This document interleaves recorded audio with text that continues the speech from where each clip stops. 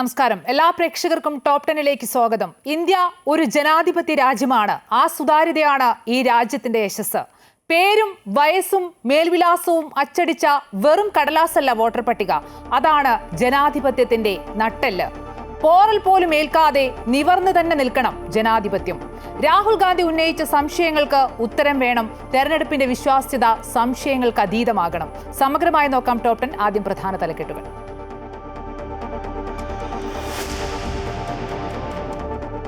തെരഞ്ഞെടുപ്പ് കമ്മീഷനെതിരെ ഗുരുതര ആരോപണങ്ങളുമായി രാഹുൽ ഗാന്ധി. മഹാരാഷ്ട്രയിലും കർണാടകയിലും വോട്ടേഴ്സ് ലിസ്റ്റിൽ ക്രമക്കേട് നടത്തിയെന്ന രേഖകളുമായി രംഗത്ത്. ബിജെപിയുമായി ചേർന്ന് കമ്മീഷൻ വോട്ട് മോഷ്ടിച്ചെന്നും രാഹുൽ. ആരോപണങ്ങൾ ചട്ടപ്രകാരം എഴുതി നൽകാൻ രാഹുലിനോട് തെരഞ്ഞെടുപ്പ് കമ്മീഷൻ. കോൺഗ്രസിന് തോൽവിയിൽ നിന്നുണ്ടാകുന്ന നിരാശയെന്ന് ബിജെപി.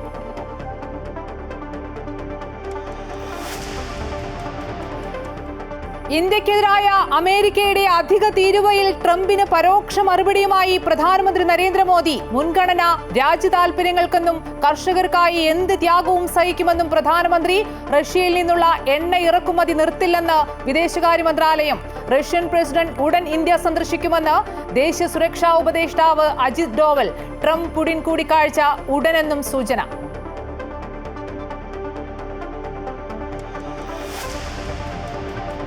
KPCC പുനഃസംഘടനയിൽ അനിശ്ചിതത്വം തുടരുന്നു. DCC അധ്യക്ഷന്മാരെ മാറ്റുന്നതിൽ തർക്കം തീർന്നില്ല. BJP സംസ്ഥാന കോർ കമ്മിറ്റി പുനഃസംഘടിപ്പിച്ചു. സുരേഷ് ഗോപിയും ജോർജ് കുര്യനും ഉൾപ്പെടെ 21 പേർ കോർ കമ്മിറ്റിയിൽ.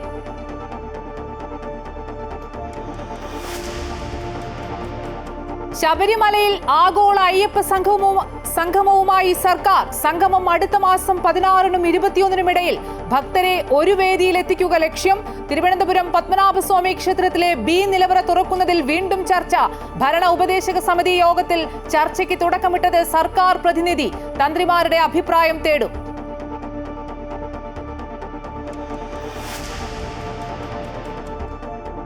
തൃശൂർ ചാലക്കുടിയിൽ വന്യമൃഗശല്യം തടയാൻ സ്ഥാപിച്ച വൈദ്യുതി വേലികൾ തകർന്ന നിലയിൽ. വന്യമൃഗശല്യത്തിന് ശാശ്വത പരിഹാരം വേണമെന്ന ആവശ്യം ശക്തം.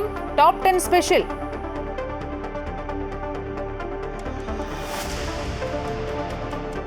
ശ്വേതാമേനോനെതിരായ കേസിൽ തുടർ നടപടികൾ സ്റ്റേ ചെയ്ത് ഹൈക്കോടതി. CJM കോടതി നടപടിക്രമങ്ങൾ പാലിച്ചില്ലെന്ന് കണ്ടെത്തൽ. എറണാകുളം CJMനോടും പോലീസിനോടും റിപ്പോർട്ട് തേടി. ശ്വേതയ്ക്ക് പിന്തുണയുമായി കൂടുതൽ താരങ്ങൾ.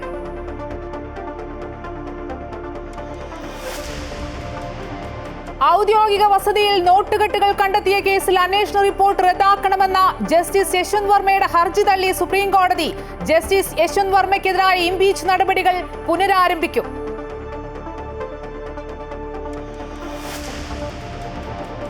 ISLന് മുമ്പ് സൂപ്പർ കപ്പ് നടത്താൻ അഖിലേന്ത്യാ ഫുട്ബോൾ ഫെഡറേഷൻ. മത്സരക്രമവും തീയതിയും ഉടൻ പ്രഖ്യാപിക്കും. തീരുമാനം ക്ലബ്ബുകളുമായി നടത്തിയ ചർച്ചയിൽ ISLൽ തീരുമാനമായില്ല.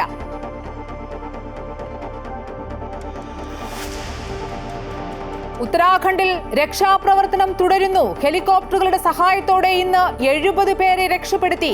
മലയാളികളെ സുരക്ഷിത സ്ഥാനങ്ങളിലേക്ക് മാറ്റാനുള്ള ശ്രമം തുടരുന്നു. Story of the day. വാർത്തകളുടെ വഴിയെ സുബ്രൻ. വോട്ടെടുപ്പ് നടത്തിപ്പിൽ തെരഞ്ഞെടുപ്പ് കമ്മീഷൻ കൃത്രിമം നടത്തുന്നുവെന്ന ആരോപണവുമായി ലോക്സഭാ പ്രതിപക്ഷ നേതാവ് രാഹുൽ ഗാന്ധി. BJPയുമായി ചേർന്ന് തെരഞ്ഞെടുപ്പ് അട്ടിമറിച്ചെന്നും വോട്ട് മോഷണം നടന്നെന്നും രാഹുൽ ആരോപിച്ചു. തെളിവുകൾ നിരത്തിയായിരുന്നു രാഹുൽ ഗാന്ധിയുടെ വാർത്താ സമ്മേളനം. ഡൽഹിയിൽ നടത്തിയ വാർത്താ സമ്മേളനത്തിലാണ് തെരഞ്ഞെടുപ്പ് കമ്മീഷനെതിരെ രാഹുൽ ഗുരുതര ആരോപണങ്ങൾ ഉന്നയിച്ചത്. വോട്ട് മോഷണം എന്ന പേരിൽ പ്രസന്റേഷൻ കാണിച്ചുകൊണ്ടായിരുന്നു രാഹുലിന്റെ വാർത്താ സമ്മേളനം. തെരഞ്ഞെടുപ്പ് കമ്മീഷൻ BJPയുമായി ചേർന്ന് വോട്ട് മോഷ്ടിക്കുന്നു. മഹാരാഷ്ട്രയിൽ 40 ലക്ഷം ദുരൂഹ വോട്ടർമാരാണ് ഉണ്ടായിരുന്നത്. 5 മണി കഴിഞ്ഞപ്പോൾ മഹാരാഷ്ട്രയിൽ പലയിടത്തും പോളിംഗ് കുതിച്ചുയർന്നു. രേഖകൾ തെരഞ്ഞെടുപ്പ് കമ്മീഷൻ നശിപ്പിച്ചു. CCTV ദൃശ്യങ്ങൾ ലഭിക്കാതിരിക്കാൻ തെരഞ്ഞെടുപ്പ് കമ്മീഷൻ നിയമങ്ങൾ മാറ്റിയെന്നും CCTV ദൃശ്യങ്ങൾ 45 ദിവസം കഴിയുമ്പോൾ നശിപ്പിക്കുമെന്ന് തെരഞ്ഞെടുപ്പ് കമ്മീഷൻ പറഞ്ഞതായും രാഹുൽ ഗാന്ധി പറഞ്ഞു. मगर इलेक्शन कमीशन 45 दिन में CCTV को खत्म करना चाह रहा है, वोटर लिस्ट नहीं दे रहा है. तो they are colluding with the BJP. They are helping the BJP destroy the election system in India. കർണാടകയിലും തെരഞ്ഞെടുപ്പ് അട്ടിമറിച്ചുവെന്നും അദ്ദേഹം ആരോപിച്ചു. ഒരാൾക്ക് ഒരു വോട്ട് എന്നതാണ് ഭരണഘടനാപരമായ അവകാശം. ഒരു ലോക്സഭാ മണ്ഡലത്തിലെ വോട്ടർ പട്ടിക പരിശോധിച്ചപ്പോൾ ആകെയുള്ള 6.5 ലക്ഷം വോട്ടർമാരിൽ 1.5 ലക്ഷം പേരും വ്യാജന്മാരാണെന്ന് കണ്ടെത്തി. तो आप वोटर लिस्ट लगाइए, आप मैन्युअली कीजिए, ईवीएम कीजिए, उससे कोई फर्क नहीं पड़ेगा। अब मैं आपको दिखाया 1 लाख फेक वोटर एक असेंबली में। We are saying that there is the integrity of the election system in India is gone. This what has happened in Mahadevapura is the destruction of democracy, and there are the groups of people who are doing it.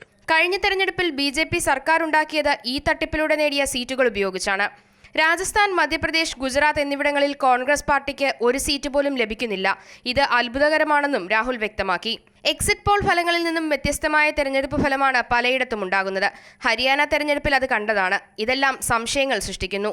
BJPക്ക് ഒരു സ്ഥലത്തും ഭരണവിരുദ്ധ വികാരം അനുഭവിക്കേണ്ടി വരുന്നില്ലെന്നും രാഹുൽ ഗാന്ധി പറഞ്ഞു. News desk Amrita news. Lok Sabha നിയമസഭാ തെരഞ്ഞെടുപ്പുകളിൽ ക്രമക്കേട് നടന്നുവെന്ന രാഹുൽ ഗാന്ധിയുടെ ആരോപണം അടിസ്ഥാനരഹിതമെന്ന് BJP. കോൺഗ്രസ് ജനാധിപത്യത്തെയാണ് ആക്രമിക്കുന്നതെന്ന് കേന്ദ്രമന്ത്രി കിരൺ റിജിജു. അതേസമയം കർണാടകയിലെ വോട്ടർ പട്ടികയിലെ ക്രമക്കേട് ആരോപണങ്ങളിൽ സത്യവാങ്മൂലം സമർപ്പിക്കാൻ രാഹുൽ ഗാന്ധിയോട് തെരഞ്ഞെടുപ്പ് കമ്മീഷൻ ആവശ്യപ്പെട്ടു. എന്നാൽ താൻ പറഞ്ഞത് തെറ്റാണെന്ന് തെരഞ്ഞെടുപ്പ് കമ്മീഷൻ പറഞ്ഞിട്ടില്ലെന്നായിരുന്നു രാഹുൽ ഗാന്ധിയുടെ പ്രതികരണം. ലോക്സഭാ നിയമസഭാ തെരഞ്ഞെടുപ്പുകളിൽ ക്രമക്കേട് നടക്കുന്നുവെന്ന രാഹുൽ ഗാന്ധിയും സംഘവും നടത്തിയ അവകാശവാദങ്ങൾ പൂർണ്ണമായും വ്യാജമാണെന്നാണ് BJPയുടെ പ്രതികരണം. ഓരോ ആരോപണങ്ങൾ ഉയർത്തി തെരഞ്ഞെടുപ്പ് കമ്മീഷനെ ലക്ഷ്യം വയ്ക്കുകയാണെന്നും കേന്ദ്രമന്ത്രി കിരൺ റിജിജു പ്രതികരിച്ചു. കോൺഗ്രസ് തെരഞ്ഞെടുപ്പ് കമ്മീഷനെയും ജുഡീഷ്യറിയെയും ആക്രമിക്കുകയാണെന്നും ഇതിലൂടെ ജനാധിപത്യത്തെയാണ് ആക്രമിക്കുന്നതെന്നും അദ്ദേഹം വിമർശിച്ചു. इनको बार-बार अटैक करना, प्रहार करना ये सही नहीं है। मैं मानता हूं कि अगर आप इलेक्शन कमीशन ऑफ इंडिया को अटैक करता है और सुप्रीम कोर्ट और हाई कोर्ट या जुडिशरी को अटैक करता है तो आप सीधा लोकतंत्र को ही हमला कर रहा है। तो मैं राहुल गांधी जी और विपक्ष को कहना चाहता हूं कि कोई स्पेशल इंटेंसिव रिव्यू का नाम लेकर के पार्लियामेंट को डिस्टर्ब करके गुमराह करने का कोशिश ना करें। पार्लियामेंट में वही मुद्दा चर्चा में ला सकता है जो नियम परमिट करता है. രാഹുൽ ഗാന്ധിയുടെ പ്രസംഗം ഗൗരവമായി എടുക്കരുതെന്നും അത് എത്രമാത്രം നാശമുണ്ടാക്കുമെന്ന് അദ്ദേഹത്തിന് തന്നെ മനസ്സിലാകുന്നില്ല എന്നും കിരൺ റിജിജു പരിഹസിച്ചു. നിയമങ്ങൾ അനുവദിക്കുന്നതുപോലെ പാർലമെന്റിൽ വിഷയം ചർച്ച ചെയ്യാൻ കഴിയുമെന്നും അദ്ദേഹം പറഞ്ഞു. അതേസമയം കർണാടകയിലെ വോട്ടർ പട്ടികയിലെ ക്രമക്കേട് ആരോപണങ്ങളിൽ സത്യവാങ്മൂലം സമർപ്പിക്കാൻ തെരഞ്ഞെടുപ്പ് കമ്മീഷൻ രാഹുൽ ഗാന്ധിയോട് ആവശ്യപ്പെട്ടു. കർണാടകയിലെ മുഖ്യ തെരഞ്ഞെടുപ്പ് ഓഫീസർ രാഹുലിന് ഇത് സംബന്ധിച്ച കത്ത് നൽകി. ഇതിനായി സത്യവാങ്മൂലത്തിന്റെ മാതൃകയും രാഹുലിന് നൽകിയിട്ടുണ്ട്. BNS സെക്ഷൻ 227 പ്രകാരം തെറ്റായ തെളിവുകൾ നൽകുന്നത് ശിക്ഷാർഹമാണെന്നും കമ്മീഷൻ ചൂണ്ടിക്കാട്ടി. വിഷയത്തിൽ ആവശ്യമായ തുടർ നടപടികൾ സ്വീകരിക്കാനാണ് നടപടിയെന്നും കത്തിൽ പറയുന്നു. അതേസമയം താൻ പറഞ്ഞ വോട്ടർ പട്ടികയിലെ വിവരങ്ങൾ തെറ്റാണെന്ന് തെരഞ്ഞെടുപ്പ് കമ്മീഷൻ പറഞ്ഞിട്ടില്ല എന്നായിരുന്നു തെരഞ്ഞെടുപ്പ് കമ്മീഷന്റെ കത്തിനെക്കുറിച്ചുള്ള രാഹുൽ ഗാന്ധിയുടെ പ്രതികരണം. തെരഞ്ഞെടുപ്പ് കമ്മീഷന്റെ ഡേറ്റയാണ് പ്രദർശിപ്പിച്ചതെന്നും ഇത് കോൺഗ്രസിന്റെ ഡേറ്റ അല്ല എന്നുമാണ് രാഹുലിന്റെ അവകാശവാദം. News desk Amrita news. Rahul Gandhi പറഞ്ഞത് ഗുരുതര കാര്യങ്ങളെന്ന് CPI നേതാവ് VS സുനിൽകുമാർ. ഇതിന് തെരഞ്ഞെടുപ്പ് കമ്മീഷൻ മറുപടി പറയണം. കമ്മീഷൻ സർക്കാർ ഡിപ്പാർട്ട്മെന്റ് പോലെ പ്രവർത്തിക്കുന്നു. തൃശൂരിലെ തെരഞ്ഞെടുപ്പ് ഫലവുമായി ബന്ധപ്പെട്ട് രാഹുൽ പറഞ്ഞ പല കാര്യങ്ങളുമാണ് തൃശൂരിൽ നടന്നിട്ടുള്ളത്. വോട്ട് ചേർക്കലിൽ കമ്മീഷൻ നിലപാട് ദുരൂഹമായിരുന്നുവെന്നും VS സുനിൽകുമാർ തൃശൂരിൽ പ്രതികരിച്ചു. ഇലക്ഷൻ കമ്മീഷന്റെ അനുവാദത്തോടും അറിവോടും കൂടി നടന്നിട്ടുള്ള അതീവ ഗുരുതരമായ അട്ടിമറിയാണ്. അട്ടിമറികളെ സംബന്ധിച്ച് തെളിവുകൾ നിരത്തിക്കൊണ്ടാണ് പാർലമെന്റിലെ പ്രതിപക്ഷ നേതാവ് രാഹുൽ ഗാന്ധി ഇന്ന് ചില വെളിപ്പെടുത്തലുകൾ നടത്തിയിരിക്കുന്നത്. അതുകൊണ്ട് ഈ സംശയം ദൂരീകരിക്കാൻ വേണ്ടി ഇതിനെ സംബന്ധിച്ച് വളരെ വലിയൊരു അന്വേഷണം വളരെ ആവശ്യമാണ്. അത് ഏത് രീതിയിലാണ്? ഇന്ത്യൻ ഉൽപ്പന്നങ്ങൾക്ക് 50% തീരുവ പ്രഖ്യാപിച്ച ഡൊണാൾഡ് ട്രംപിന് പരോക്ഷ മറുപടി നൽകി പ്രധാനമന്ത്രി നരേന്ദ്രമോദി. രാജ്യ താൽപര്യത്തിനാണ് ഇന്ത്യ മുൻഗണന നൽകുന്നത് എന്ന് പറഞ്ഞ പ്രധാനമന്ത്രി കർഷകരും മത്സ്യത്തൊഴിലാളികളും ഉൾപ്പെടെയുള്ളവരുടെ താൽപര്യങ്ങളിൽ ഒരിക്കലും വിട്ടുവീഴ്ച ചെയ്യില്ലെന്നും അറിയിച്ചു. അതേസമയം ട്രംപിന്റെ താരിഫ് ഭീഷണി ഇന്ത്യൻ വിപണിയെ കാര്യമായി ബാധിച്ചില്ല എന്നതാണ് ശ്രദ്ധേയം. ഡോളറിന് മുന്നിൽ രൂപയുടെ ഉയർത്തെഴുന്നേൽപ്പാണ് ഇന്നുണ്ടായത്. ട്രംപിന്റെ പുതിയ തീരുവകൾ നിലവിൽ വന്നതിന് പിന്നാലെയാണ് പ്രധാനമന്ത്രിയുടെ മറുപടി. ട്രംപിന്റെ തീരുമാനത്തെ കടുത്ത ഭാഷയിലാണ് മോദി വിമർശിച്ചത്. രാജ്യതാൽപര്യം സംരക്ഷിക്കാൻ അനിവാര്യമായ നടപടികൾ സ്വീകരിക്കുമെന്ന് പ്രധാനമന്ത്രി വ്യക്തമാക്കി. ഡൽഹിയിൽ നടന്ന MS സ്വാമിനാഥൻ ശതാബ്ദി അന്താരാഷ്ട്ര സമ്മേളനത്തെ അഭിസംബോധന ചെയ്ത് സംസാരിക്കുകയായിരുന്നു നരേന്ദ്രമോദി. കർഷകരുടെ താൽപര്യത്തിനാണ് പ്രഥമ പരിഗണന. ഇന്ത്യയിലെ കർഷകരുടെയും കന്നുകാലി വളർത്തുന്നവരുടെയും മത്സ്യത്തൊഴിലാളികളുടെയും താൽപര്യങ്ങളിൽ രാജ്യം ഒരിക്കലും വിട്ടുവീഴ്ച ചെയ്യില്ല എന്നും അദ്ദേഹം വ്യക്തമാക്കി. हमारे लिए अपने किसानों का हित सर्वोच्च प्राथमिकता है. भारत अपने किसानों के, पशुपालकों के और मछुआरे भाई बहनों के हितों के साथ कभी भी समझौता नहीं करेगा. और मैं जानता हूं व्यक्तिगत रूप से मुझे बहुत बड़ी कीमत चुकानी पड़ेगी, लेकिन मैं इसके लिए तैयार हूं. मेरे देश के किसानों के लिए, मेरे देश के मछुआरों के लिए, मेरे देश के पशुपालकों के लिए आज भारत तैयार है. ട്രംപിന്റെ നടപടി യുക്തരഹിതമെന്ന് വിദേശകാര്യ മന്ത്രാലയം വ്യക്തമാക്കി. US നടപടി ഇരട്ടത്താപ്പെന്നാണ് ഇന്ത്യയുടെ നിലപാട്. ഇന്ത്യയേക്കാൾ കൂടുതൽ റഷ്യൻ എണ്ണ വാങ്ങുന്ന രാജ്യമാണ് ചൈന. ചൈനയ്ക്ക് 90 ദിവസത്തെ സമയമാണ് ട്രംപ് നൽകിയിരിക്കുന്നത്. എന്നാൽ ഇന്ത്യക്ക് 3 ആഴ്ചത്തെ സമയം മാത്രമാണ് നൽകിയിട്ടുള്ളത്. ഇതടക്കം ചൂണ്ടിക്കാട്ടിയാണ് US-നെതിരെ ഇന്ത്യ വിമർശനം ശക്തമാക്കുന്നത്. ട്രംപിന്റെ ഇരട്ടത്താപ്പിൽ ഇന്ത്യ ഉടനെ മറുപടി നൽകില്ല എങ്കിലും ലോകരാജ്യങ്ങളുടെ ശ്രദ്ധയിൽപ്പെടുത്താനാണ് നീക്കം. അതേസമയം റഷ്യയിൽ നിന്നും എണ്ണ വാങ്ങാതിരിക്കാനുമാവില്ല, ട്രംപിനെ പിണക്കാനും വയ്യ എന്ന സാഹചര്യമാണ് ഇന്ത്യക്ക്. റഷ്യയുമായി US ചർച്ചകൾ നടത്തുന്നതിനിടയിലാണ് ഇന്ത്യക്ക് മേൽ ട്രംപ് 50% തീരുവ പ്രഖ്യാപിച്ചിരിക്കുന്നത്. ട്രംപ് വൈകാതെ പുടിനുമായി കൂടിക്കാഴ്ച നടത്തുമെന്നാണ് റിപ്പോർട്ടുകൾ. ട്രംപ് പുടിൻ കൂടിക്കാഴ്ചയിൽ സമവായമുണ്ടായാൽ അത് ഇന്ത്യക്കും നേട്ടമാകുമെന്നാണ് വിലയിരുത്തൽ. അതേസമയം ട്രംപിന്റെ താരിഫ് ഭീഷണി ഇന്ത്യൻ വിപണിയെ ഇതുവരെ കാര്യമായി ബാധിച്ചിട്ടില്ല എന്നതാണ് ശ്രദ്ധേയം. ഡോളറിന് മുന്നിൽ രൂപയുടെ ഉയർത്തെഴുന്നേൽപ്പാണ് ഇന്ന് ഉണ്ടായത്. News desk Amrita news. Russian president Vladimir പുടിനും അമേരിക്കൻ പ്രസിഡന്റ് ഡൊണാൾഡ് ട്രംപും കൂടിക്കാഴ്ച നടത്തും. ഇരു രാജ്യങ്ങളുടെയും പ്രസിഡന്റുമാരുടെ കൂടിക്കാഴ്ച വരും ദിവസങ്ങളിൽ നടക്കുമെന്ന് റഷ്യയുടെ വിദേശകാര്യ ഉപദേഷ്ടാവ് യുരി ഉഷാക്കോവ് അറിയിച്ചു. കൂടിക്കാഴ്ചയുടെ വേദി നിശ്ചയിച്ചതായും അത് പിന്നീട് പ്രഖ്യാപിക്കുമെന്നും അദ്ദേഹം കൂട്ടിച്ചേർത്തു. റഷ്യൻ പ്രസിഡന്റ് വ്ളാഡിമിർ പുടിൻ ഉടൻ ഇന്ത്യ സന്ദർശിക്കുമെന്ന് ദേശീയ സുരക്ഷാ ഉപദേഷ്ടാവ് അജിത് ഡോവൽ. റഷ്യൻ സന്ദർശനത്തിനിടെയാണ് ഡോവൽ ഇക്കാര്യം അറിയിച്ചത്. അതേസമയം തീയതി തീരുമാനിച്ചിട്ടില്ല. ഈ വർഷം അവസാനം സന്ദർശനമുണ്ടാകുമെന്ന് ദേശീയ മാധ്യമങ്ങൾ റിപ്പോർട്ട് ചെയ്തു. അമേരിക്ക ഇന്ത്യക്ക് മേൽ 50% തീരുവ ചുമത്തിയ സാഹചര്യത്തിലാണ് റഷ്യൻ പ്രസിഡന്റ് ഇന്ത്യ സന്ദർശിക്കുമെന്ന വാർത്ത പുറത്തുവന്നത്. റഷ്യയുമായുള്ള ഇന്ത്യയുടെ വ്യാപാര ബന്ധത്തെ ചൊല്ലി ഇന്ത്യയും അമേരിക്കയും തമ്മിലുള്ള സംഘർഷങ്ങൾ വർദ്ധിച്ചു വരുന്ന സാഹചര്യത്തിലാണ് സന്ദർശനം.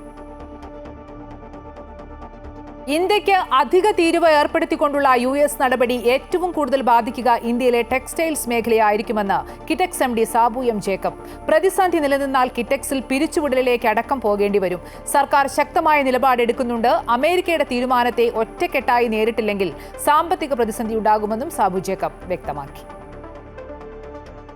നികുതി വർദ്ധിപ്പിച്ചതോടെ ഇന്ത്യയിൽ നിന്ന് അമേരിക്കയിലേക്ക് ഓർഡർ ലഭിച്ച ഉൽപ്പന്നങ്ങൾ പോലും അയക്കാൻ കഴിയുന്നില്ല.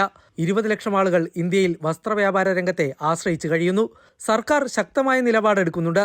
പഹൽഗാം ഭീകരാക്രമണത്തെ നേരിട്ട പോലെ അമേരിക്കയുടെ തീരുമാനത്തെ ഒറ്റക്കെട്ടായി നേരിട്ടില്ലെങ്കിൽ സാമ്പത്തിക പ്രതിസന്ധി ഉണ്ടാകും. കിറ്റക്സിന് 91% ബിസിനസ്സും അമേരിക്കയുമായിട്ടാണെന്നും സാബു M ജേക്കബ് പറഞ്ഞു. ഇതിനൊരു തീരുമാനമാകുന്നവരെ ഒരു അനിശ്ചിതാവസ്ഥയാണ് നിലനിൽക്കുന്നത്. അത് കഴിഞ്ഞ 3 മാസക്കാലമായിട്ട് തന്നെ അനിശ്ചിതാവസ്ഥ ഉണ്ട്. ഇവിടുത്തെ തീരുവയ്ക്കനുസരിച്ച് അവർ ഇതിൻ്റെ വിൽപ്പന വിലയിലുള്ള വ്യത്യാസം വരുത്തേണ്ടതായിട്ടുണ്ട്. സാധാരണ ഇന്ത്യയിൽ നിന്ന് പോകുന്ന അല്ലെങ്കിൽ ഏത് രാജ്യങ്ങളിൽ നിന്ന് പോകുന്ന ഉൽപ്പന്നങ്ങൾക്കും അതിൻ്റെ മാക്സിമം റീറ്റെയിൽ പ്രൈസ് ടാഗ് ചെയ്താണ് പോകുന്നത്. അപ്പോൾ അങ്ങനെ ഒരു സാഹചര്യത്തിൽ ഇവിടെ നിന്ന് ഒരു ഉൽപ്പന്നങ്ങളും ഇപ്പോൾ എല്ലാ ഫാക്ടറികളിലും വരുന്ന 3-4 മാസത്തേക്കുള്ള ഓർഡറുകളുണ്ടെങ്കിലും ഇതൊന്നും ഇപ്പോൾ ഷിപ്പ് ചെയ്യാൻ പറ്റാത്ത രീതിയിൽ ഹോൾഡ് ചെയ്യപ്പെട്ടിരിക്കുകയാണ്. UK ആയിട്ടുള്ള ഇന്ത്യയുടെ വ്യാപാര കരാർ 18 ബില്യന്റെ വിപണിയാണ് തുറക്കുന്നത്. അമേരിക്കയുമായുള്ള വ്യാപാരം കുറച്ച് UKയും യൂറോപ്പുമായുള്ള വ്യാപാരം കൂട്ടാനാണ് കിറ്റക്സിന്റെ തീരുമാനം. അമേരിക്കയിൽ മാത്രം ലഭ്യമായിരുന്ന ലിറ്റിൽ സ്റ്റാർ എന്ന കിറ്റക്സിന്റെ ഉൽപ്പന്നം ഇനി ഇന്ത്യൻ വിപണിയിൽ ഇറക്കുമെന്നും അദ്ദേഹം വ്യക്തമാക്കി. കഴിഞ്ഞ വർഷം വരെ 100% അമേരിക്കയെ മാത്രം ഡിപ്പെൻഡ് ചെയ്ത് കൊണ്ടായിരുന്നു നമ്മുടെ ബിസിനസ്. ഇപ്പോൾ ഈ വർഷം അത് 9% യൂറോപ്പിലേക്ക് മാറ്റിയിട്ടുണ്ട്. വരുന്ന വർഷങ്ങളിൽ അത് വളരെ കുറച്ച്, അതായത് അമേരിക്കയുമായിട്ടുള്ള വ്യാപാരം കുറച്ച് യൂറോപ്പും UKയുമായിട്ടുള്ള വ്യാപാരം കൂട്ടുക. ഏറ്റവും ചുരുങ്ങിയത് 50% അല്ലെങ്കിൽ 60% യൂറോപ്പും UKയുമായിട്ട് കൂട്ടിക്കൊണ്ടുവരിക. അതിനുള്ള എല്ലാ നടപടികളും നമ്മൾ എടുത്തു കഴിഞ്ഞു. അതിൻ്റെ പല ഘട്ടത്തിലാണ്. ഏതാനും മാസങ്ങൾക്കുള്ളിൽ അത് പ്രാവർത്തികമായിട്ട് വരും. കുട്ടികളുടെ വസ്ത്രങ്ങളാണ് ലിറ്റിൽ സ്റ്റാർ എന്ന ബ്രാൻഡിൽ വിറ്റിരുന്നത്. US തീരുവ പ്രശ്നത്തെ തുടർന്ന് ആന്ധ്രയിൽ കിറ്റക്സ് സംരംഭം തുടങ്ങാനുള്ള തീരുമാനം നീട്ടിവെച്ചുവെന്നും കിറ്റക്സ് MD സാബു M ജേക്കബ് പറഞ്ഞു. അമൃത ന്യൂസ്, കൊച്ചി.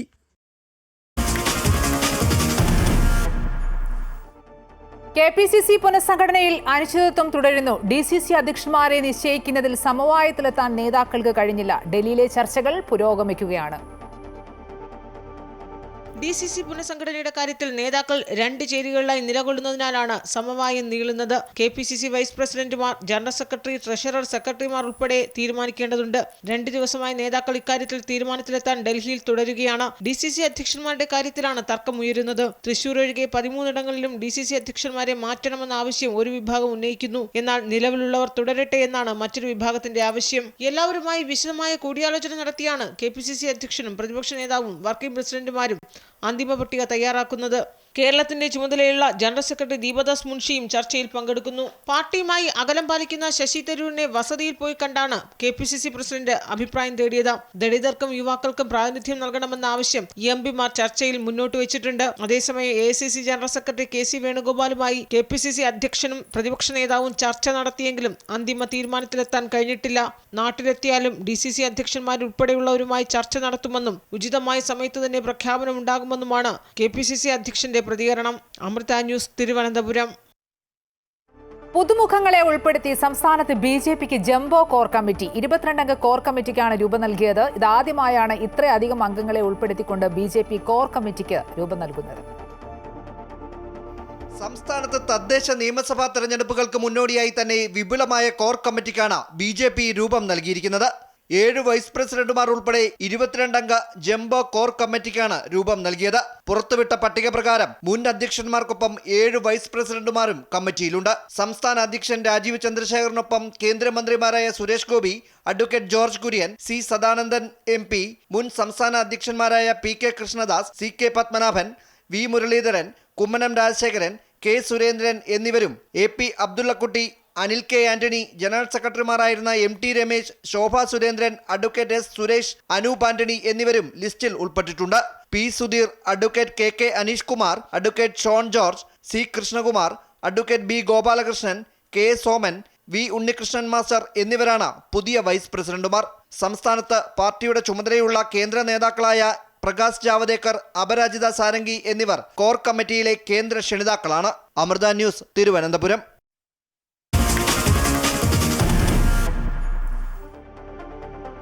ശബരിമലയിൽ ആഗോള അയ്യപ്പ സംഗമം നടത്താൻ ഒരുങ്ങി സർക്കാർ. സെപ്റ്റംബറിൽ സർക്കാരും ദേവസ്വം ബോർഡും സംയുക്തമായി സംഘടിപ്പിക്കുന്ന സംഗമത്തിൽ 3000 ക്ഷണിതാക്കളെ പങ്കെടുപ്പിക്കാനാണ് തീരുമാനം.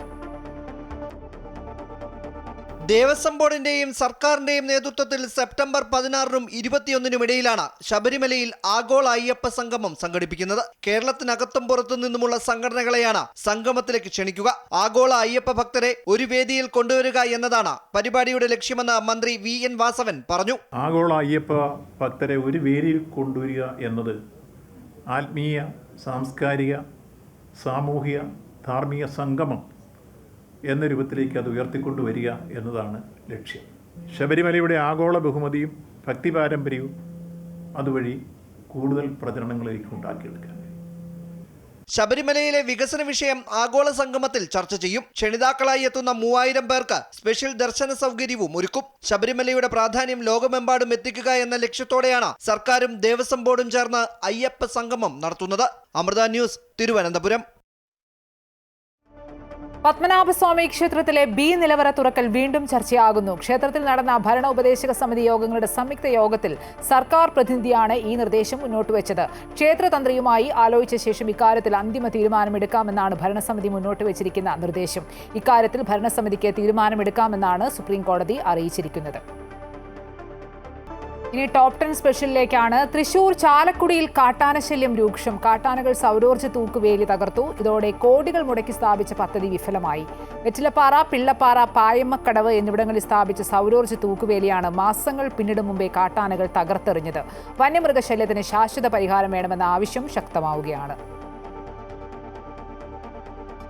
വെറ്റിലപ്പാറ, പിള്ളപ്പാറ എന്നിവിടങ്ങളിൽ ഓരോ സ്ഥലത്തും പായമ്മക്കടവിൽ 3ഇടത്തുമാണ് ഫെൻസിംഗ് കാട്ടാനക്കൂട്ടം തകർത്തിരിക്കുന്നത്. തൂക്കുവേലി നിർമ്മാണത്തിലെ അപാകതയാണ് വേലി തകർക്കാൻ എളുപ്പമായതെന്നാണ് ആരോപണം. വേലിയോട് ചേർന്ന് നിൽക്കുന്ന മരച്ചില്ലകൾ വേലികളിൽ തട്ടുന്നത് മൂലം വൈദ്യുതിയുടെ പ്രഹരം കുറയും. ഈ ഭാഗങ്ങളിലാണ് വേലികൾ കൂടുതലായും തകർന്നിരിക്കുന്നത്. വേലി നിർമ്മാണം ശാസ്ത്രീയമല്ലെന്ന വനം വകുപ്പ്, പ്ലാന്റേഷൻ എന്നിവരുടെ ശ്രദ്ധയിൽപ്പെടുത്തിയിട്ടും ഗൗനിച്ചില്ലെന്നും ആക്ഷേപമുണ്ട്. ഫെൻസിംഗ് കൊണ്ട് നമുക്ക് ഒരു ഉപകാരമോ ഉണ്ടായിട്ടില്ല. കാരണം ആന അതിൻ്റെ കാലുകൾ ചവിട്ടി മറിച്ചിടുകയാണ്. ഇപ്പോൾ ഒരു സ്ഥലത്തല്ല, 3-4 സ്ഥലത്ത് ഇപ്പോൾ ആന കയറി ഓടിച്ചിട്ടുണ്ട്. നമ്മൾ ഈ എല്ലാവരും കൂടി രാത്രി ഉറക്കമൊഴിച്ച് ഏതൊക്കെ സ്ഥലത്ത് നോക്കാൻ പറ്റും? അപ്പോൾ ഇതുകൊണ്ടൊന്നും ഒരു പ്രയോജനമില്ല. നബാർഡിന്റെ സഹകരണത്തോടെ ചാലക്കുടി വനം ഡിവിഷനിൽ 2.24 കോടി രൂപ ചെലവഴിച്ചാണ് വൈദ്യുതി വേലി സ്ഥാപിച്ചത്. ചാലക്കുടി പുഴയോരത്ത് അതിരപ്പള്ളി, പരിയാരം പഞ്ചായത്തുകൾ ഉൾപ്പെടുന്ന വിരിപ്പാറ മുതൽ കണ്ണംകുഴിത്തോട് വരെയുള്ള 18 കിലോമീറ്റർ ഭാഗത്താണ് വൈദ്യുത തൂക്കുവേലി സ്ഥാപിച്ചത്. ഇതിനു പുറമെ ചാലക്കുടി, വാഴച്ചാൽ ഡിവിഷനുകളിലായി 80 കിലോമീറ്ററോളം ദൂരത്തിലും വൈദ്യുത തൂക്കുവേലി സ്ഥാപിച്ചിട്ടുണ്ട്. ഇത്രയും അധികം ദൂരത്തിൽ സൗരോർജ്ജ തൂക്കുവേലി സ്ഥാപിക്കുന്നത് സംസ്ഥാനത്ത് ആദ്യമായാണ്. വന്യജീവികളുടെ ശല്യം ഒഴിവാക്കാനായി ട്രഞ്ച്, വൈദ്യുത വേലി എന്നിവ സ്ഥാപിച്ചിട്ടും ഫലമില്ലാതായതോടെയാണ് സൗരോർജ്ജ തൂക്കുവേലി പരീക്ഷണാടിസ്ഥാനത്തിൽ സ്ഥാപിച്ചത്. എന്നാൽ അശാസ്ത്രീയമായ നിർമ്മാണവും കെടുകാര്യസ്ഥതയും മൂലം കോടികൾ ചെലവഴിച്ച ഈ പദ്ധതിയും അവതാളത്തിലായെന്നും ഇതിനു പിന്നിൽ ഉദ്യോഗസ്ഥരുടെ അനാസ്ഥയാണെന്നും നാട്ടുകാർ പറയുന്നു. അമൃത ന്യൂസ്, തൃശൂർ. വൈദ്യുത വേലികൾ സ്ഥാപിച്ചു പോകുന്നതല്ലാതെ കൃത്യമായ പരിപാലനം അധികൃതരുടെ ഭാഗത്തുനിന്നും ഉണ്ടാകുന്നില്ല എന്നാണ് പ്രദേശവാസികളുടെ ആക്ഷേപം. വനംവകുപ്പിന്റെ ഭാഗത്തുനിന്നും വലിയ വീഴ്ച സംഭവിക്കുന്നതായും നാട്ടുകാർ പറയുന്നു. ഈ കാലിൻ്റെ മുകളിൽ വെച്ചാണ് ഇതിന് ഇത്തിരി കൂടി നീട്ടം കൂട്ടിയാൽ ഇതിന് ചവിട്ടാൻ പറ്റാത്ത രീതിയിലുള്ള ഒരു 3 മീറ്ററെങ്കിലും ഒരു അകലം ഇട്ടാൽ അതിന് ചവിട്ടാൻ പറ്റാണ്ട് നിൽക്കുള്ളൂ. ഇതിന് മെയിൻ്റെനൻസിന് ഒരു ഫണ്ട് കണ്ടെത്തേണ്ട ഒരു നടപടി എടുക്കണം. ഇതുമാതിരി ചാർജ് ചെയ്യാണ്ട് പോയി ഇങ്ങനെയുള്ള നമുക്ക് പണി കഴിഞ്ഞ് വന്നിട്ട് കിടന്ന് ഉറങ്ങാൻ പറ്റാത്ത രീതിയിലാണ് ഇപ്പോൾ കാണുന്നത്. ഈ ഫെൻസിങ് ഇട്ടിപ്പോൾ ഒരു ആശ്വാസം കിട്ടുമെന്ന് വിചാരിച്ചു. ഇതിനൊരു പോംവഴി എന്ന് പറയുന്നത് എൻ്റെ ഒരു നിർദ്ദേശം എങ്ങനെയാ വെച്ചാൽ പണി കഴിഞ്ഞ് പോകുന്നിടത്തോളം ചാർജ് ചെയ്ത് പോവുക. അതാണ് ഇതിന് ഏറ്റവും വലിയ ഒരു ഉചിതമായ തീരുമാനം എന്ന് എനിക്ക് തോന്നുന്നത്. ഫോറസ്റ്റ് അധികാരികളോട് ഈ മരം മുറിച്ച് മാറ്റാൻ പറഞ്ഞിട്ട് ഈ നേരം വരെ അവർ അത് ചെയ്തല്ല. അവർ ഒന്ന് മാർക്ക് ചെയ്ത് കണ്ട് പോകുന്നതല്ലാണ്ട് ഇവർ ഈ സാധനം മുറിച്ച് മാറ്റില്ല. ഈ മരത്തുനിന്ന് ഷോർട്ടായിട്ടാണ് ഈ സാധനം മരം കൊമ്പ് ഒടിച്ച് ഇതിമിക്കിട്ട് ഇതിന് ഷോർട്ടാക്കിയിട്ട് കിടക്കണേ. കാലൊക്കെ ചവിട്ടി ഒടിച്ച് ഇതിപ്പോൾ ഇത്രയും കാശുകൾ നാശനഷ്ടങ്ങൾ ഉണ്ടാക്കിയിട്ടുണ്ട്. ഈ സാധനത്തിന് നമ്മൾ ഫുൾ പവർ കൊടുത്താലാണ് ഇത് നിലനിൽക്കുള്ളൂ. ഈ റിപ്പോർട്ടിന്റെ കൂടുതൽ വിശദാംശങ്ങളുമായി ഹരീഷ് നാരായണൻ ചേരുന്നുണ്ട്. ഹരീഷ്, തൃശൂർ ചാലക്കുടിയിൽ കാട്ടാനശല്യം രൂക്ഷമാണ്. ശാശ്വത പരിഹാരം വേണമെന്നൊക്കെ നാട്ടുകാർ ആവശ്യപ്പെടുമ്പോഴും കോടികൾ മുടക്കുന്ന പദ്ധതികളാണ് വിഫലമാകുന്നത്. കാരണം കൃത്യമായ പരിപാലനമില്ലാതെ വനം വകുപ്പും ബന്ധപ്പെട്ട അധികൃതരുമൊക്കെ ഈ കോടികൾ പാഴാക്കുന്ന ഒരു സാഹചര്യമല്ലേ നിലവിലുള്ളത്?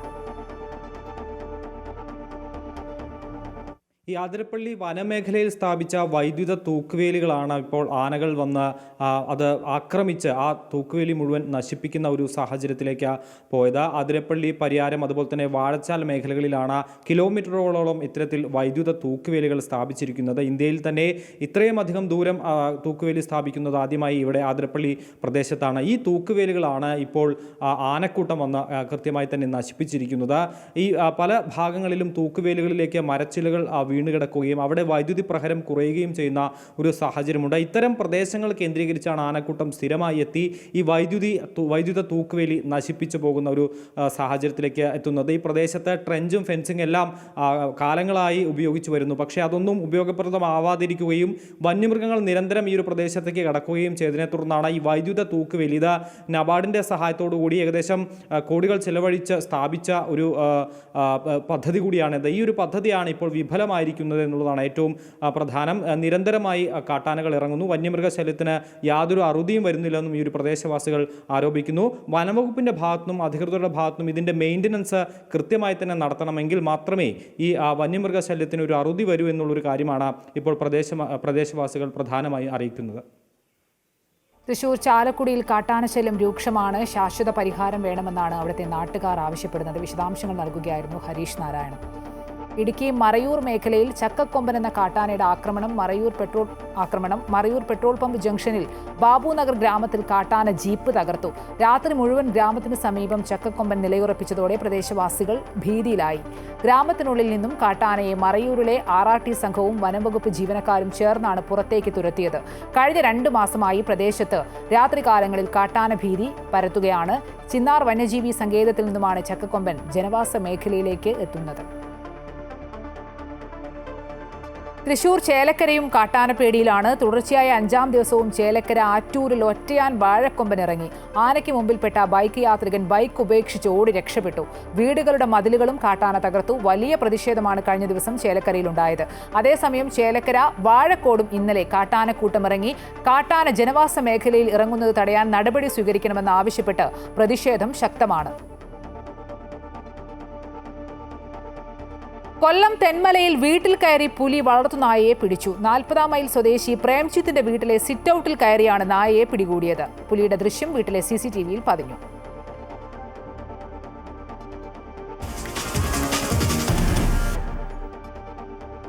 നടി ശ്വേതാ മേനോനെതിരായ കേസിൽ തുടർ നടപടികൾ ഹൈക്കോടതി സ്റ്റേ ചെയ്തു. CJM കോടതി നടപടിക്രമങ്ങൾ പാലിച്ചില്ലെന്ന് കണ്ടെത്തിയതിനെ തുടർന്നാണ് സ്റ്റേ ചെയ്തത്. എറണാകുളം CJMനോടും പോലീസിനോടും ഹൈക്കോടതി റിപ്പോർട്ട് തേടി. ശ്വേതാ മേനോനെതിരായ പരാതി പ്രഥമദൃഷ്ട്യാ തന്നെ നിലനിൽക്കില്ല എന്ന് ചൂണ്ടിക്കാട്ടിക്കൊണ്ടാണ് FIRലെ തുടർ നടപടികൾ ഹൈക്കോടതി സ്റ്റേ ചെയ്തത്. ഇത്തരത്തിൽ ഒരു കേസ് രജിസ്റ്റർ ചെയ്യാനുണ്ടായ സാഹചര്യം വിശദമാക്കുവാൻ CJM കോടതിക്കും പോലീസിനും ഹൈക്കോടതി നോട്ടീസ് അയച്ചിട്ടുണ്ട്. FIRൽ പ്രതിപാദിക്കുന്ന വർഷങ്ങൾക്ക് മുമ്പ് ഇറങ്ങിയ സിനിമ സെൻസർ ബോർഡ് സർട്ടിഫിക്കറ്റ് ഉള്ളതാണെന്നും അതിന് അവാർഡ് വരെ ലഭിച്ചിട്ടുള്ളതാണെന്നും ശ്വേതാ മേനോൻ ഹർജിയിൽ പറഞ്ഞിരുന്നു. മനഃപൂർവ്വം അപകീർത്തിപ്പെടുത്തുവാൻ വേണ്ടി മാത്രമാണ് ഇത്തരത്തിൽ ഒരു പരാതിയുമായി പരാതിക്കാരൻ കോടതിയെയും പോലീസ് സ്റ്റേഷനെയും സമീപിച്ചതെന്നും ശ്വേത ആരോപിക്കുന്നു. നിയമപരമായി നിലനിൽക്കാത്ത ഒരു കേസാണ് തനിക്കെതിരെ രജിസ്റ്റർ ചെയ്തിട്ടുള്ളതെന്നും ശ്വേതയുടെ ഹർജിയിലുണ്ട്. കേസിലെ സാഹചര്യം വിശദമായി പരിശോധിച്ച ശേഷമാണ് തൽക്കാലം ഇതേക്കുറിച്ച് കൂടുതലൊന്നും പറയുന്നില്ല എന്ന വാചകത്തോടെ ഹൈക്കോടതി ഉത്തരവ് പുറപ്പെടുവിച്ചത്. ജസ്റ്റിസ് VG അരുണാണ് ഹർജി പരിഗണിച്ച് ശ്വേതാ മേനോന്റെ കേസ് സ്റ്റേ ചെയ്തത്. അമൃത ന്യൂസ്, കൊച്ചി. അശ്ലീല ചിത്രങ്ങളിൽ അഭിനയിച്ച് പണം സമ്പാദിച്ചുവെന്ന പരാതിയിൽ ഹൈക്കോടതിയിൽ നിന്ന് ആശ്വാസവിധിയാണ് നടി ശ്വേതാ മേനോന് ലഭിച്ചിരിക്കുന്നത്. ഇതോടെ പരാതിക്ക് പിന്നിൽ ഗൂഢാലോചനയുണ്ടെന്ന ആരോപണം ബലപ്പെടുകയാണ്. അമ്മ പ്രസിഡന്റ് സ്ഥാനത്തേക്ക് മത്സരിക്കാൻ തയ്യാറെടുക്കുന്നതിനിടെയാണ് ശ്വേതയ്ക്കെതിരായ കേസ്. പാലേരി മാണിക്യം, രതിനിർവേദം, കളിമണ്ണ് എന്നീ സിനിമകളും പരസ്യചിത്രവും ചൂണ്ടിക്കാട്ടിയാണ് മാർട്ടിൻ മേനാച്ചേരി എന്നയാൾ ശ്വേതാ മേനോനെതിരെ പരാതി നൽകിയത്. കേസിലെ തുടർ നടപടികൾ സ്റ്റേ ചെയ്തുകൊണ്ടുള്ള ഹൈക്കോടതി ഉത്തരവ് ശ്വേതയ്ക്ക് വലിയ ആശ്വാസമാണ്. കേസിന് പിന്നിൽ ഗൂഢാലോചനയുണ്ടെന്ന വാദം ആദ്യം മുതലേ അതിശക്തമാണ്. സിനിമാ മേഖലയ്ക്ക് അകത്തും പുറത്തും ഇതേ ചർച്ചകൾ സജീവമായിരിക്കുകയാണ്. പലരും ശ്വേതയ്ക്ക് പിന്തുണയുമായി എത്തി. സഹപ്രവർത്തകർ നേരിട്ടത് ദൗർഭാഗ്യകരമായ അനുഭവമാണെന്നും വിഷയത്തിൽ പ്രതിഷേധം അറിയിക്കുന്നതായും നടൻ രവീന്ദ്രൻ പ്രതികരിച്ചു. അഭിനയം ഒരു കലയാണ്, അത് ഞങ്ങളുടെ തൊഴിലും കൂടിയാണ്. അപ്പോൾ അതിനെ ഒരു കുബുദ്ധിപരമായിട്ട് വക്രീകരിച്ച് കരിവേരി തേക്കാൻ പോവുകയാണെങ്കിൽ അത് സമ്മതിച്ചു കൊടുക്കാൻ പറ്റില്ല. അമ്മ തെരഞ്ഞെടുപ്പിൽ പ്രസിഡന്റ് സ്ഥാനത്തേക്കാണ് ശ്വേതാ മേനോൻ നാമനിർദ്ദേശം നൽകിയിരിക്കുന്നത്. ഇതിനിടെയാണ് സെൻസർ ബോർഡ് സർട്ടിഫിക്കറ്റ് നൽകിയ ചിത്രങ്ങൾക്കെതിരെ പരാതി ഉയർന്നത്. പോലീസ് ആദ്യം അവഗണിച്ച പരാതിയായിരുന്നു ഇത്. പിന്നീട് പരാതിക്കാരൻ എറണാകുളം ചീഫ് ജുഡീഷ്യൽ മജിസ്ട്രേറ്റ് കോടതിയിൽ പോവുകയും കോടതി നിർദ്ദേശപ്രകാരം സെൻട്രൽ പോലീസ് കേസെടുക്കുകയുമായിരുന്നു. ഈ നടപടിയാണ് ഹൈക്കോടതി സ്റ്റേ ചെയ്തത്. അമൃത ന്യൂസ്, കൊച്ചി. ശ്വേതാ മേനോന് പിന്തുണയുമായി നടൻ ദേവൻ. ശ്വേതയ്ക്കെതിരായ കേസ് അനാവശ്യം. കേസിൽ പറയുന്നത് പോലെയുള്ള ഒരു കലാകാരിയല്ല അവർ. ശ്വേതാ മേനോൻ ഒരു തെറ്റും ചെയ്തിട്ടില്ല. ശ്വേതയ്ക്കെതിരായ കേസ് അമ്മ തെരഞ്ഞെടുപ്പുമായി ബന്ധപ്പെട്ടുണ്ടായതെന്ന് കരുതുന്നു. കേസിൽ ഒന്നുമില്ലെന്നും ദേവൻ വ്യക്തമാക്കി. ഞാനിപ്പോൾ ഈ ശ്വേതാ മേനോന്റെ ഒരു കാര്യത്തിൽ ഞാൻ ഇന്നലെയാണ് ഇതിനെ പെട്ടെന്ന് ഒരു ന്യൂസ് കേട്ടത്. ഞാനുണ്ടായിരുന്നു, ഞാൻ ഒരു ട്രിവാൻഡ്രത്തായിരുന്നു. അപ്പോൾ പെട്ടെന്ന് അങ്ങനെ ഒരു ന്യൂസ് വന്നിരിക്കുന്നു, ഇങ്ങനെ ശ്വേതാ മേനോന്റെ പേരിലൊരു കേസുണ്ട്. അപ്പോൾ ഞാൻ വസ്തുതയിൽ അത്ഭുതപ്പെട്ടു പോയി. കാരണം ശ്വേതാ മേനോന്റെ പേരിലൊരു കേസ് വരാനുള്ള ഒരു സാധ്യതയില്ല. അങ്ങനത്തെ ഒരു ആർട്ടിസ്റ്റ് അല്ല അവർ.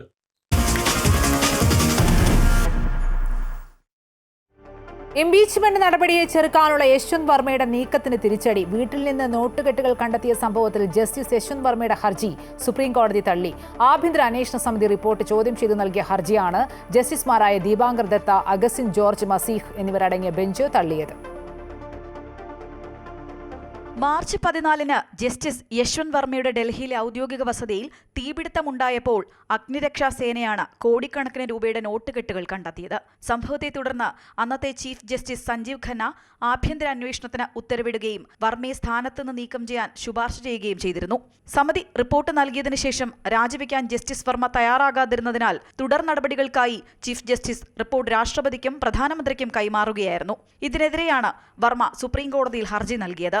ഭരണഘടനയും നടപടിക്രമങ്ങളും മറികടന്നാണ് ആഭ്യന്തര അന്വേഷണ സമിതിയുടെയും ചീഫ് ജസ്റ്റിസിന്റെയും നടപടിയെന്നായിരുന്നു യശ്വന്ത് വർമ്മയുടെ വാദം. നിയമപരമായ അനുമതിയില്ലാതെയായിരുന്നു സുപ്രീം കോടതിയുടെ ആഭ്യന്തര അന്വേഷണമെന്നും ഭരണഘടനാ പദവിയിൽ നിന്ന് നീക്കാൻ രാഷ്ട്രപതിയോട് ചീഫ് ജസ്റ്റിസിന് ശുപാർശ ചെയ്യാനാകില്ല എന്നുമായിരുന്നു യശ്വന്ത് വർമ്മ ചൂണ്ടിക്കാട്ടിയത്. കഴിഞ്ഞയാഴ്ച രാജ്യസഭ ലോക്സഭ എംപിമാർ ജസ്റ്റിസ് വർമ്മയെ ഇംപീച്ച് ചെയ്യാനുള്ള നോട്ടീസും നൽകിയിരുന്നു. ഇംപീച്ച്മെന്റ് നടപടികൾ ഈ സമ്മേളന കാലയളവിൽ ഉണ്ടാകാനുള്ള സാധ്യത കുറവാണെങ്കിലും പാർലമെന്റിൽ ഇത് പരിഗണിക്കുന്ന തടസ്സങ്ങൾ കോടതി ഉത്തരവിലൂടെ ഇല്ലാതായിരിക്കുകയാണ്.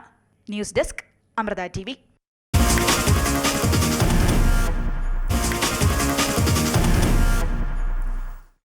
ISL ക്ലബ്ബുകളെ പങ്കെടുപ്പിച്ചുകൊണ്ടുള്ള സൂപ്പർ കപ്പ് സെപ്റ്റംബറിൽ സംഘടിപ്പിക്കാമെന്ന നിർദ്ദേശവുമായി അഖിലേന്ത്യാ ഫുട്ബോൾ ഫെഡറേഷൻ. ISL പുതിയ സീസൺ അനിശ്ചിതത്വത്തിലായതോടെ ക്ലബ്ബുകളുടെ പ്രതിനിധികളെ പങ്കെടുപ്പിച്ചുകൊണ്ട് നടന്ന യോഗത്തിലായിരുന്നു നിർദ്ദേശം.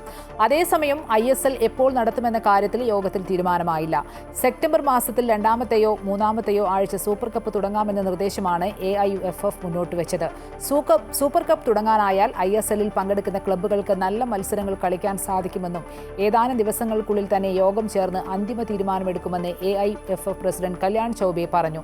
അതേസമയം ISL നടത്താനാകുമെന്ന് തന്നെയാണ് പ്രതീക്ഷയെന്നും സീസൺ അല്പം വൈകിയേക്കാമെന്നും ചൗബെ വ്യക്തമാക്കി.